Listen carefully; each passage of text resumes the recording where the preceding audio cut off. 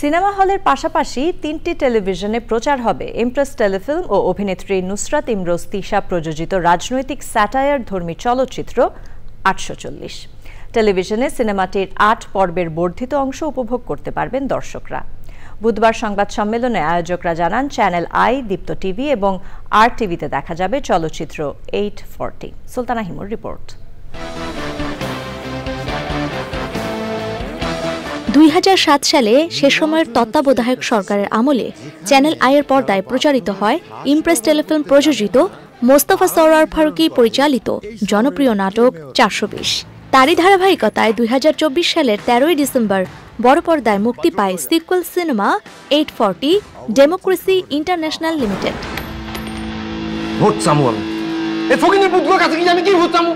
840 সিনেমাটি যৌথভাবে প্রযোজনা করেছে ইমপ্রেস টেলিফিল্ম ও অভিনেত্রী নুসরাত ইমরোজ তিশা। প্রেক্ষাগৃহের পাশাপাশি সিনেমাটির বর্ধিত অংশসহ ৮ পর্বে উপভোগ করতে পারবেন টেলিভিশনের দর্শক। একই সাথে চ্যানেল আই, দীপ্ত টিভি ও আর টিভিতে দেখা যাবে চলচ্চিত্রটি। চ্যানেল আইয়ের ছাদ বারান্দায় সংবাদ সম্মেলনে পুরো বিষয়টি তুলে ধরেন আয়োজকরা। একটা অনুষ্ঠান বা বিনোদনের অনুষ্ঠান একসাথে বোধহয় কখনো 3টে চ্যানেলে চলেনি।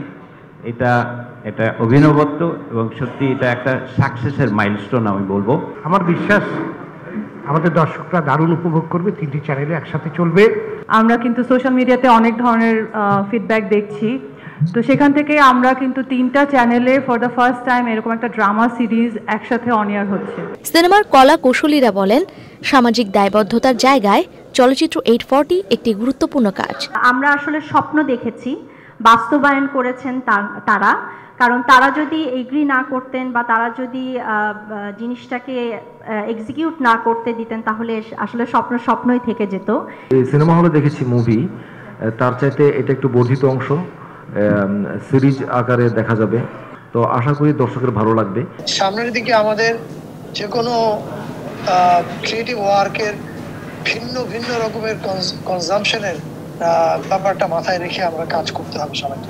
৩ জানুয়ারি রাত ৮টায় 840 চলচ্চিত্রটি দেখানো হবে আর টিভিতে, রাত ৮:২০ দেখানো হবে চ্যানেল আইয়ে এবং রাত 10:30টায় দর্শক সিনেমাটি দেখতে পারবেন দীপ্ত টিভিতে।